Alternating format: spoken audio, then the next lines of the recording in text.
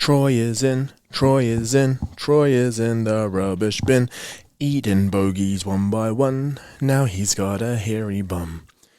And we all know that. Well, most of us know that. If you grew up in New Zealand, you know that. You know, that was probably the fun thing about being young, is that you don't even know what you're saying. Kids are funny as. Like, it was just such a weird thing that we would say. Like, when you go back and you do reflect on all the things you would do as a child, I think a lot of it is quite questionable, really. And it was just one of those things where we would do things because that's what was modeled to us. And I think that's just a quick reminder that, you know, a lot of our behaviors, our environment dictates a lot of how we are, how we react to different things, and why we act on different things, and why our perspectives are shaped the way they are. And, you know, that's just something that I think I've told like maybe 3 people this, maybe 2.5 people, that, you know, To Kill a Mockingbird was one of my favorite books, even though we used to study it in English, and I think at high school.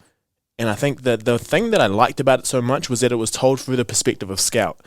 And Scout at that time, you know, was probably the best person to explain the story through, because there wasn't much unconscious bias in Scout's eyes. Being a child, being someone who hadn't been exposed to the world as much as other people, you know, a lot of what was being seen was being perceived and taken in for the first time. So everything that Scout had kind of seen, or Scout had kind of, you know, reenacted or retold the story, it was just from the basis or the eyes of someone who hadn't had a skewed perspective of the world, because that perspective was really, really young. You know, and that's why I think it was funny when, you know, we'd sing those stupid songs and we'd say, you know, now you got a hairy bum, and we probably didn't even know what that meant. And it was one of those things, we would just say stuff and we wouldn't think about it because we just had no idea what it all meant.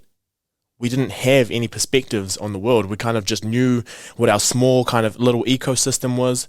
We knew some sort of operant conditioning. We knew some sort of conditioning in general where, you know, you do one act, you get this reward, therefore do that act some more. You know, and that's when we're starting to shape who we are. And that's when we're starting to shape who it is that we are and the perspectives that we have on the world. You know, and some of those things are really helpful. They kind of help. They're little shortcuts, really. So if we're going to go deal with a type of people, or we're going to go, you know, into different realms where there's different norms and different social attitudes towards different things, if you're aware of those perspectives, then you know how to kind of manipulate yourself so that you fit within the social fabric of whatever that is. And I think that's just a timely reminder, you know, of everything that's going on in the world right now. Jumping on bandwagons, you know, make sure that you are aware of all of your biases, make sure you are aware of all of your perspectives, and just, you know, make sure that we are very aware of who it is that we are talking to and why it is that we are speaking when we are speaking. Obviously, it's really, really cool to have a voice, and it's really cool to be able to voice that opinion, but I think there are a lot of times where some people just voice themselves just to be heard, and they voice just to be heard on a particular topic because it's the hot thing to do. But yeah, back to the kids. This was talking about the really stupid things that we would say as children, and then that kind of just turned into this huge lecture. But I think, you know, because do you remember kids, especially when you were telling stories and stuff, like they were the ones that you didn't really want around, because they were the people who, they're sponges. They take everything in and they don't even think, and then there's no context to all the stuff that they're hearing, you know, and they'll be around at their auntie's house and they'll be like, oh yeah, that's why he doesn't like Uncle Derek, because Uncle Derek never does the dishes, or like Uncle Derek's lazy lover, you know, all those different things. Like it starts blurting out, and then, you know, that then goes back to, you know, Uncle Derek's partner. And she's like, who told you that? And then everyone starts thinking, oh, it's adults feuding with one another. It was that little unsuspecting 4-year-old who'd just be running around with undies on their head, with a little big lollipop and a propeller hat. They the ones you have to be watching out for. The grubby hands, that's who you're watching out for. You know, usually the kids will just be running around and they don't think about the context. They don't think about the consequences because they're just doing what children do. And I don't know what children do because I'm not a children. But I know that I probably did that once or twice or 72 times. But anyway, it is good to be here. And thinking about that and just thinking about everything that's going on, we're going to keep this one extremely short, and I'm just going to, go back on the recent wins that everyone's had. I'm also going to talk a little bit about what I have coming up in the next couple of weeks. But the first one is an update on my arm. So I have been cleared to play. So by the time you hear this, I played on the weekend. So that was a torn tricep. I've gone through all of my rehab. And that's why I wanted to talk about this is because it's with your perspectives of different things. If you don't know pain in a particular movement, you keep going in that movement. Like I remember when I used to skate when I was a kid, like on a skateboard, and until I got my first huge injury or until I injured myself on particular movements, I associated that movement with pain. But before I actually had that pain, I would just do the movement all the time, and I got quite efficient at it. But then what I did was I started to self-correct what movements I would do anymore because I was so scared of that pain. And that comes back to the perspectives that we have of the world, and that comes into some limiting beliefs and when we start to lack confidence in different things. So, the first one is failure. When you do fail, if you have that mentality that you are a failure, you're less likely to try different things. But with me, for my arm and my comeback with the rehab that I've been doing, there are a lot of things that I just used to do without thinking about because I didn't have that injured arm. But now that anytime I put my arm out too much or I come back, I'm always thinking about where my arm is. I'm quite conscious of it in space. So like you could say that that's mindfulness because I'm aware of what my body is doing. But at the same time, it's kind of a limiting thing because I, will choose not to do certain things because I know that it's going to hurt or I'm going to feel it or there's the possibility of re-hurting it. So, there are some good things in that is that I'm a bit more aware of my body, but at the same time, there are a couple of things where I'm like, I am definitely not living to my full potential because of that. But, when I think about being a child, before we even knew all of these different things, it's so weird now that when you reflect, that's when you start to realize why you are the way that you are. But, I would just happily say Geronimo jump into a bush and not even check what the bush was doing first before I even did that. So, there are a lot of key elements to actually picking and choosing or being able to block off different things. So sometimes when you get too smart, not saying I'm too smart, I'm actually a bit dumb, but the more smart you get or the more aware you are of a bunch of things, if you also have a lot of break in your brain, you're definitely, probably going to start saying no to a lot of things. And that's what I found with the way that my mind is wired, is that I really shut myself off from a lot of things and I stopped having the experiences that I could have. So while trying to avoid pain, I also have the same propensity to avoid the joy that could come as well. Pretty deep there when I'm talking about my arm and my arm sprain. But I'm back in business. I can feel it. It does hurt from time to time. It does swell up, but I think this is kind of a really cool reminder to myself that, I'm not Superman, and I need to take in the proper course of action so that I can get better. And that comes to everything, because at the same time, I'm also sick. I don't know if you can hear it, and you've probably been hearing it for the last couple of weeks, but I'm coughing a lot. I've got a weird wheezy voice, and not the cool kind. Some people have really cool husky voices and stuff. I just sound like I've walked up 10 flights of stairs every single time that I talk, and I could just be sitting here, just like you listening to this podcast right now with my hazy-ass voice. And a sickness, if you think about sickness, people think about it as you gaining an illness. I think a sickness is when the cogs in your body just aren't quite working well together, when this little system misfires, and that's why it doesn't hit the next cog to keep turning everything and making sure that everything's running. Or one of the cogs is having to work overtime, so they're going to go, they're going to leave that system out while it goes down the other side because that cog is working extra hard. So, thank your body. Thank your body for working and doing all these different things without us having to think about it. Make sure you are thanking your body, and make sure that you are being good to your body as well, because, this is the only one that we do get. I'm sure with technology and all that sort of stuff, I could have 6 arms in the future, but for now, this is all I've got, and this is all I kind of want. If I start to figure out that there's a possibility I could be immortal in the future, I actually don't know if I'm going to live life. I just would be like, oh yeah, I've got tomorrow. Oh yeah, I've got tomorrow. Oh, and I can just do that for an eternity, and then realize that I really got nowhere except for the bottom of these Pringle cans. How good are Pringles? Cool, right. So, where we are right now. I've got my oral defense coming up on Monday. So that's why this one's going to be very, very quickly. I just needed to get this one done just to remind you about where we are, but I hope I have dropped some gems right now. And I'm just going to tell you about the lead up to this oral defense, and I'm going to tell you what it actually is.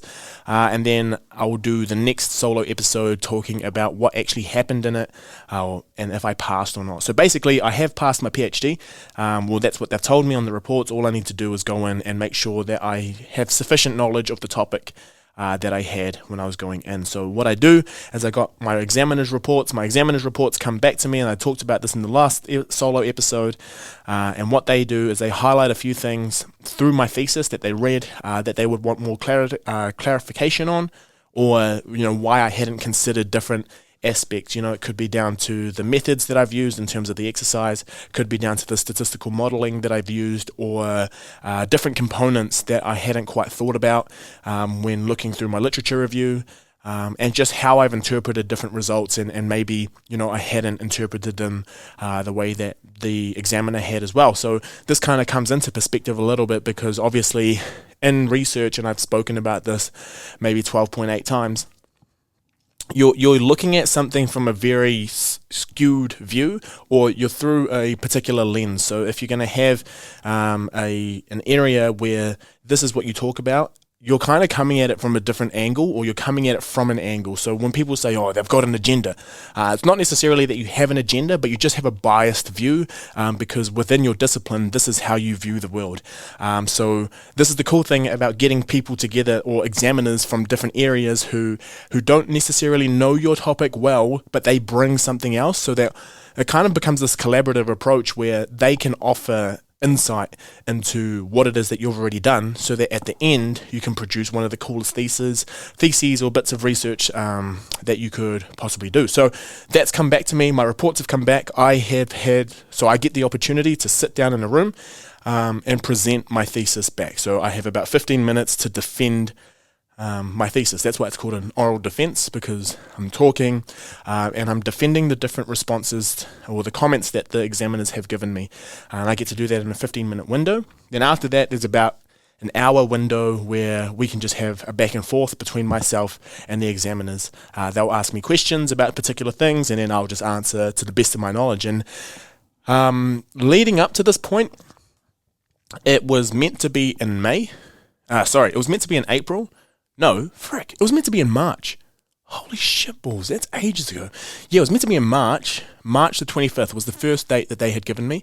So I was prepared for that one, and then they cancelled it, and then it was meant to be in April, and then they cancelled it, then they put it in May, and I only found out on the Thursday. So it's going to be right now. If you're listening to this on the Monday, I am in my exam right now. So please message me some hearts, and I'll know that you've been listening. But yeah, they were meant to be sometime towards the end of that week. So I got the email on the Thursday, and on that Monday is when I'm going to be doing my defense. So I didn't really have much time, but luckily I had been kind of preparing that it would be coming up. So I've put that all together, and I think what got me, so I know, besides being injured, besides a couple of things happening just with like different things moving so quickly, I think this was something that was kind of lingering in the back of my mind a lot, and it really had me on edge. And this was because the date that they were going to choose, I gave the dates that I was available for, but I'm not the one who confirmed what date it was going to be. They needed to hear from other people. So there's a couple of anxiety-inducing things here. The first one is that I don't know when it's going to be, so I can't properly plan my life. Well, I could, but because of the way that I am and how pedantic I am about the timing of everything, I couldn't properly figure out how I was going to run my life, because, if I make a plan there, but then I actually find out my defense is on this day, I can't wash my undies the day before, or I need to make sure that I have my good luck socks by that day. That was a joke, by the way. I don't have that many socks, but I do have good luck undies. So like making sure that that's going well, or like, not that my life changes much day to day. And my employers have been extremely, supportive of the entire process, and they just want me to get my PhD. So, they were going to allow me, but it's just something about knowing that you don't have a grip on what could happen. I think that was what the most anxiety invoking part of it was. And then I guess the next part is, it's a weird one, because I don't know what questions they could ask me in that hour period, but the thing is, this is my thesis. I wrote the entire thing, I've read it multiple times, and I wrote it over a space of 3 years, and it's my topic. This is the area in the world that I am the only person who has ever done research in this area. So when they are asking me, I need to really start taking in the fact that I'm actually intelligent. I still live in this mindset that other people know more than me. But this is something that I did from the beginning, and I developed everything. So that's just a reminder to myself, and it's a reminder to all of you as well. If you are the one working in an area, you are the one who knows exactly what's happening, and that kind of goes for your feelings as well. One of my pet peeves is when people tell me how I feel about things, because I'm Phils Armstrong. I've told you that 6 million times. But when people tell me, this is how you feel, or it just feels like you feel like this, and I'm just like, nah, I don't feel like that because I know how I feel, fam. So yeah, you are the expert in your life, and you are the expert when it comes to making all these different changes. And if you ever go into a room feeling like you are inadequate, you are the only one who knows your story, and you are the only one who knows how it makes you feel, and you're the only one who knows what specifically will get you out of different terrain. You just need to be able to give yourself that perspective, or give yourself that space to be able to realize that. And the reason I'm telling you that is because I'm telling me this, is that when I go into that room, I take everyone with me. I take all of my listeners, I take all of my fans, I take all of my family, I take all of my tupuna, I take everyone that's ever been part of this journey. And that's the journey before me. That's the people who, got my family here to New Zealand,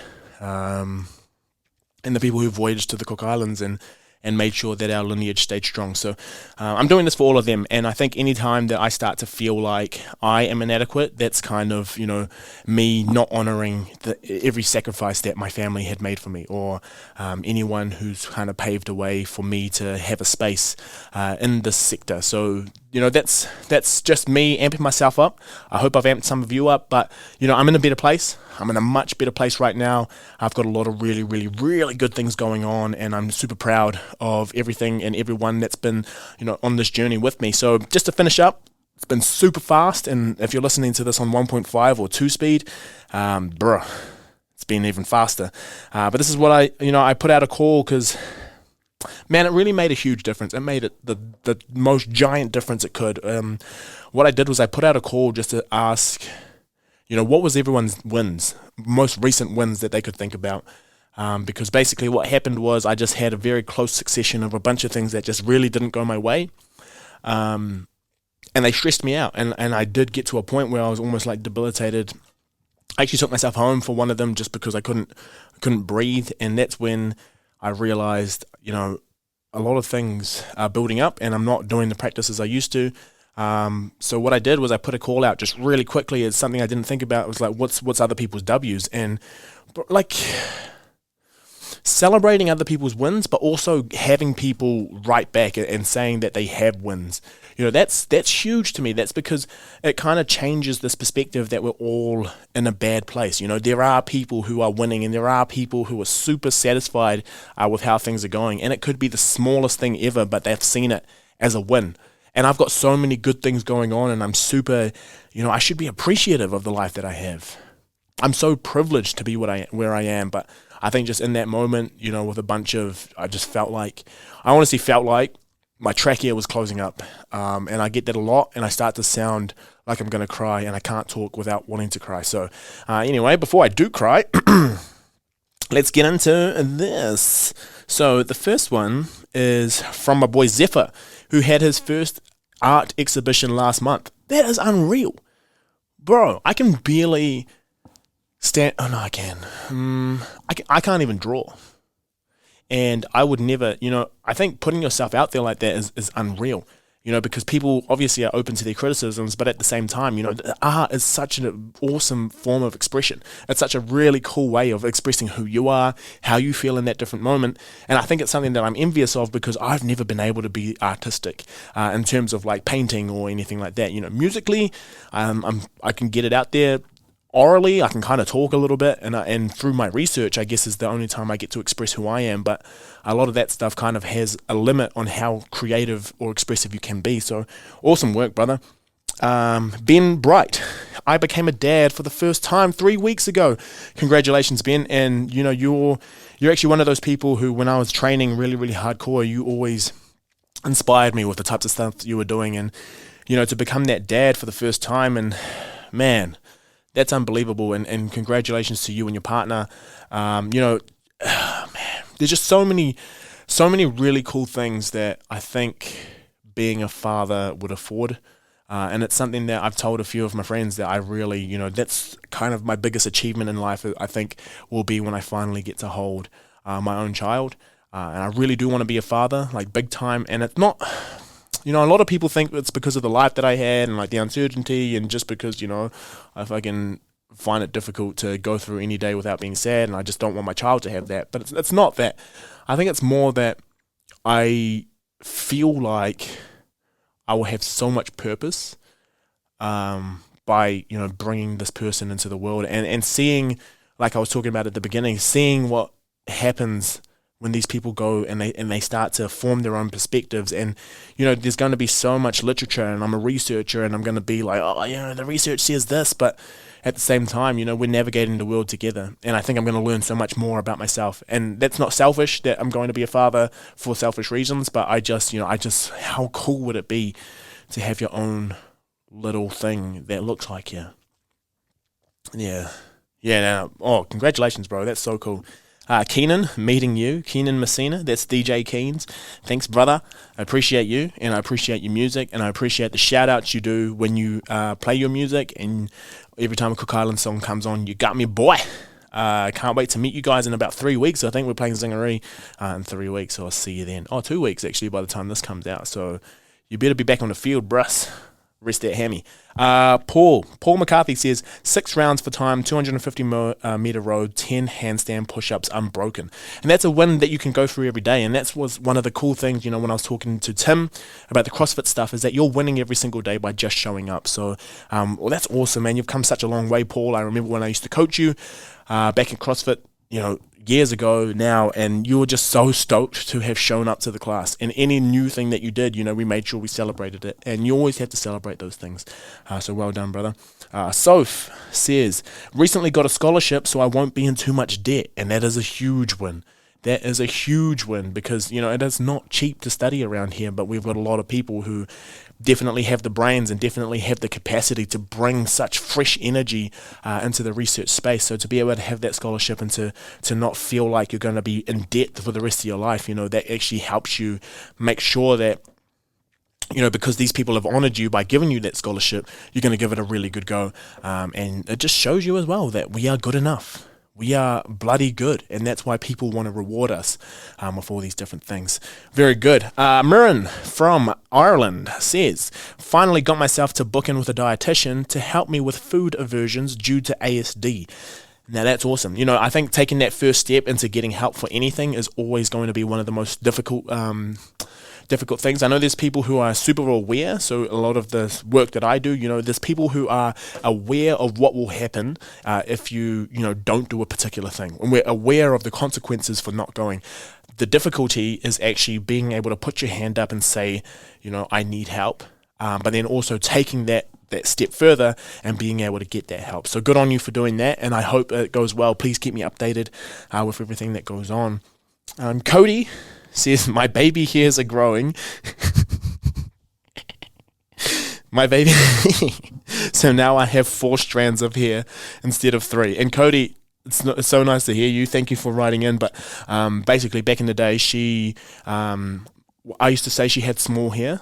Because she has quite thin hair, so apparently her baby hairs are growing. So that's a little PJ lol, but now it's not really a PJ lol because everyone knows.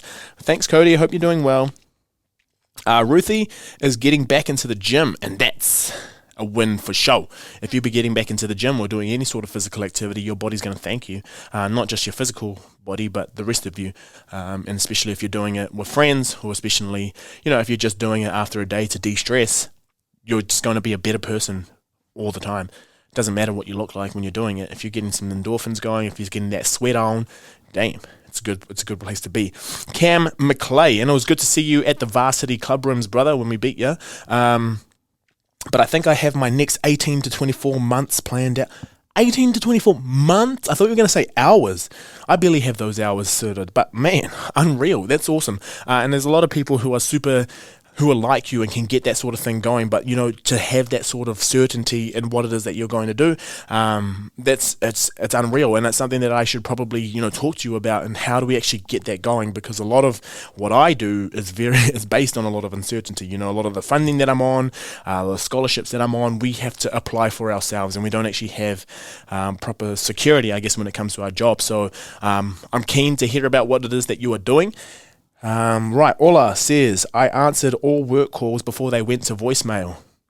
Good on you, man. I just let them go to voicemail, but that's my bad, and I'm glad that you see that as a win, because, if I could, I wouldn't talk to anyone for the rest of my life, so good on you. I think that's also a win of yours, is that you're willing to take those calls. And what does your voicemail sound like, by the way? Not that I'll ever call you, but, maybe you want to call in sometime and play that for us. Much love. My order. Okay, this is a two-parter. Let me see this. So, old mate thought it would be funny to be racist and sexist at the same time. That is never funny. Part 2. But I received an apology letter from an old white guy about his offensive behavior. Oh, sorry, I read those back to front, but wow. I think that's a huge one. That's a huge step in the right direction in terms of people changing their behaviors because they realize what they've done in the past. Could be, hurtful to some people. And those things stick. Those things really, really stick. So that's a huge win, Moo. And I think the thing with this is that if more people are capable of understanding where they went wrong and being able to either A, right those wrongs so they can write into the different people that they were wrong to, or just B, write to themselves and just say how it is that they have hurt different people, that awareness of your actions actually will kind of help us in terms of when we start to deal with different people and making sure that, we don't have a repeat, because that's the cool thing about mistakes, or that's the cool thing about anything that goes wrong, is that you know what it feels like to be wrong, and then after that point you have to get to a point where you don't want to repeat that again because that feeling sucks. Cool. I'm glad that happened. Ben Sorensen, classic.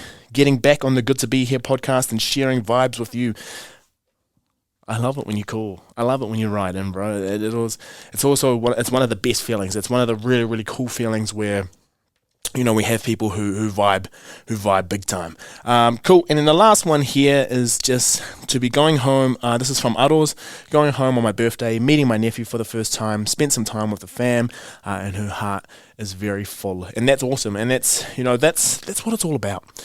It's about taking the W's that maybe sometimes we don't even see as W's when they happen. Because we're always thinking of wins as these huge things, like, oh, I've got a scholarship, or someone did say scholarship, that's not what I meant, but they always have to be huge things, but they don't have to be that. I woke up this morning. For me, that was literally a win for a couple of weeks because I was going through such a hard spot.